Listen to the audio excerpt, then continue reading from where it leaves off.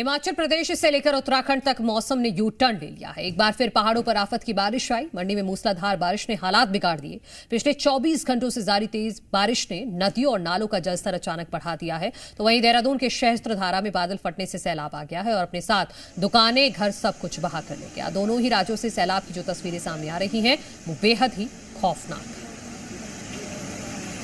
25 तस्वीरें हम आपको दिखा रहे हैं। देहरादून में जिस तरह से बादल फाड़ तबाही आई है उसके बाद हर तरफ तबाही का मंजर देखने को मिल रहा है। उसी की ये 25 अलग अलग तस्वीरें हम आपको दिखा रहे हैं। यहाँ सैलाब में सब कुछ बह गया, यहाँ तक कि नेशनल हाईवे को भी नुकसान पहुंचा है। कहीं कहीं पर गाड़ियां भी मलबे में दब गईं।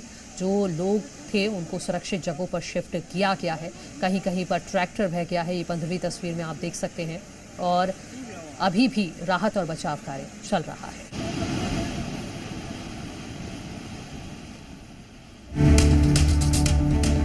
देहरादून में देर रात अचानक तबाही का मंजर छा गया। सहस्त्रधारा इलाके में बादल फटने के बाद पानी और मलबे ने ऐसा कहर बरपाया कि होटल, दुकानें और सड़कें सब कुछ बहाव की चपेट में आ गए।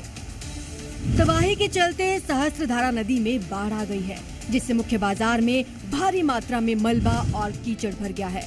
आसपास के होटलों में पानी और मलबे का जमाव हो गया है।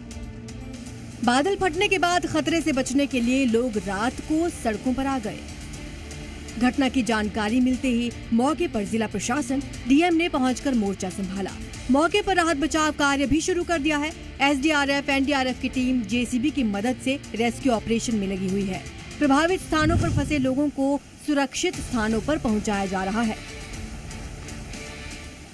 बारिश बहुत ज्यादा हुई, बादल फटा और बादल फटने के बाद सहस्त्रधारा की ये नदी, इतना ज़्यादा सहस्त्रधारा की नदी में पानी नहीं दिखता है। और इस समय की जो स्थिति है वो आप देखिए, सहस्त्रधारा में क्या स्थिति है। और इसके बीच में जितने भी होटल, रेस्टोरेंट आए वो पूरी तरीके से तबाह हो गए। और ये इम्पैक्ट आप देखिए, जो बादल फटा है ये वो एपिसेंटर रहा है ऊपर, जहां बादल फटा। और उसके बाद देहरादून के आसपास की तमाम जो नदियां हैं उनका जलस्तर बहुत तेजी से बढ़ा है।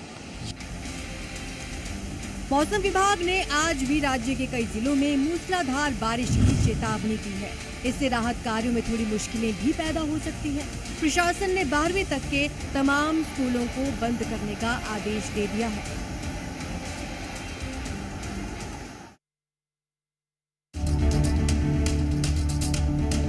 देहरादून में देर रात अचानक तबाही का मंजर छा गया। सहस्त्रधारा इलाके में बादल फटने के बाद पानी और मलबे ने ऐसा कहर बरपाया कि होटल, दुकानें और सड़कें सब कुछ बहाव की चपेट में आ गए। तबाही के चलते सहस्त्रधारा नदी में बाढ़ आ गई है, जिससे मुख्य बाजार में भारी मात्रा में मलबा और कीचड़ भर गया है। आसपास के होटलों में पानी और मलबे का जमाव हो गया है।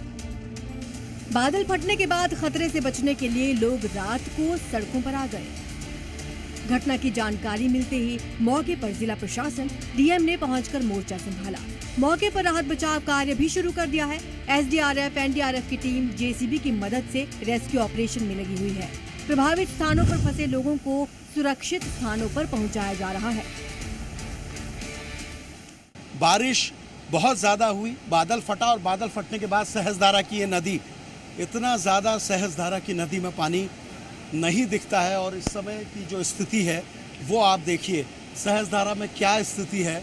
और इसके बीच में जितने भी होटल, रेस्टोरेंट आए वो पूरी तरीके से तबाह हो गए। और ये इम्पैक्ट आप देखिए, जो बादल फटा है ये वो एपिसेंटर रहा है ऊपर, जहां बादल फटा। और उसके बाद देहरादून के आसपास की तमाम जो नदियां हैं उनका जलस्तर बहुत तेजी से बढ़ा है।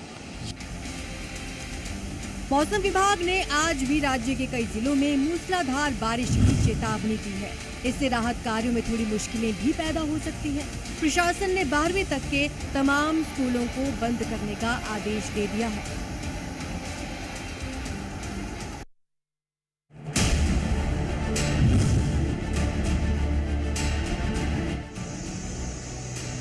उत्तराखंड की राजधानी देहरादून में भारी बारिश का कहर देखने को मिल रहा है। भारी बारिश की वजह से तमसा नदी उफान पर है, जिससे प्रसिद्ध टपकेश्वर महादेव मंदिर जलमग्न हो गया है। आज सुबह 5 बजे से नदी ने एकदम विकराल रूप धारण करना शुरू किया और देखते ही देखते जो है पूरी हनुमान जी की मूर्ति भी लगभग डूब गई थी।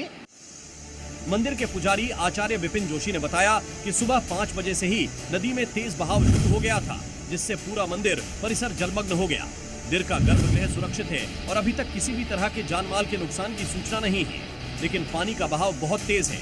मंदिर के परिसर में 2 से 2 फीट मलबा भर गया है। वीडियो में देख सकते हैं मंदिर के बाहर हनुमान जी की प्रतिमा डूब गई है। नदी तेजी से बह रही है, उसमें लकड़ियां भी बहकर आ रही है, जिससे मंदिर को बहुत क्षति हुई है। हालांकि कितना नुकसान हुआ है इसका आंकलन फिलहाल मुश्किल है, लेकिन लोगों को जानमाल का नुकसान नहीं हुआ है।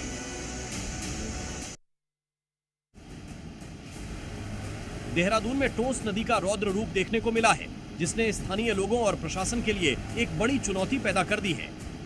नंदा की चौकी के पास एक युवक कई घंटों से एक बिजली के पोल पर लटका हुआ है और उसकी जान पर बना आई वीडियो में दिख रहा है कि बाढ़ के पानी के कारण पोल हिल रहा है, जिससे स्थिति और भी खतरनाक हो गई है। वो लगातार जिंदगी और मौत से जूझ रहा है। वीडियो में साफ दिख रहा है कि कैसे बाढ़ का पानी आसपास के क्षेत्र को पूरी तरह से डुबो दिया है। बचाव कार्य जारी है, लेकिन स्थिति अभी भी गंभीर बनी हुई है। स्थानीय प्रशासन और बचाव दल युवक को सुरक्षित निकालने की कोशिश कर रहे हैं, लेकिन बाढ़ के बढ़ते स्तर और खराब मौसम के कारण यह कार्य काफी मुश्किल हो गया है। यह घटना पूरे क्षेत्र में दहशत का माहौल है। एनडीआरएफ के जवानों ने बाढ़ में फंसे के रेस्क्यू के लिए आए। एनडीआरएफ के जवान रस्सी से नदी के दूसरे पार गए और पोल में फंसे शख्स का रेस्क्यू किया।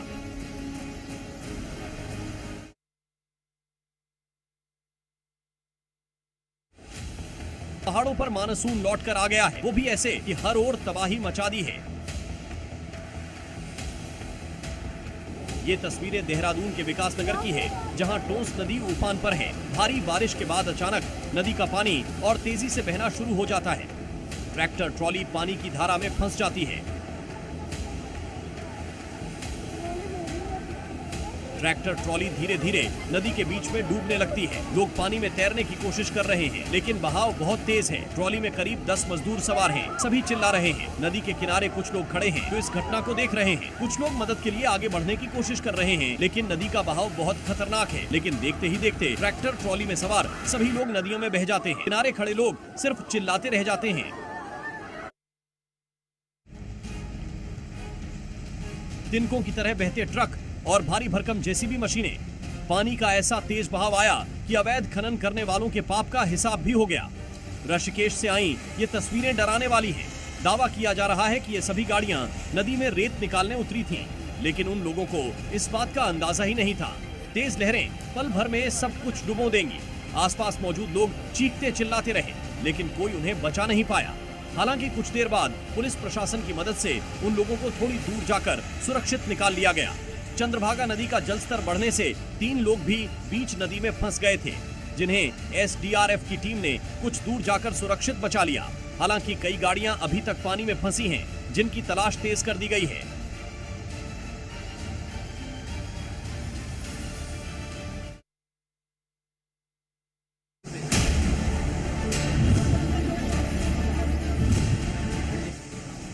हिमाचल प्रदेश के मंडी में भारी बारिश के बाद सैलाब आ गया। बारिश के चलते कई दुकानें पानी में डूब गई हैं और कई गाड़ियां पानी में बह गई।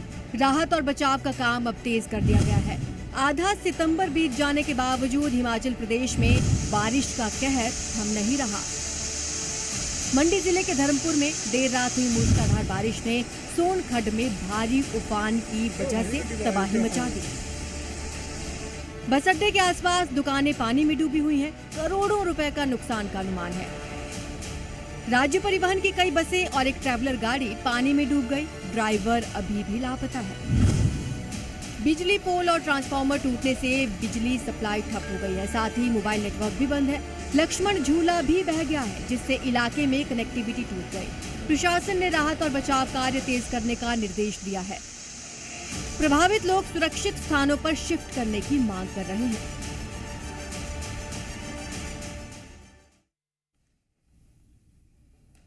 और इसी के साथ इस बुलेटिन में इतना ही। आप देखते रहिए जी मध्य प्रदेश छत्तीसगढ़।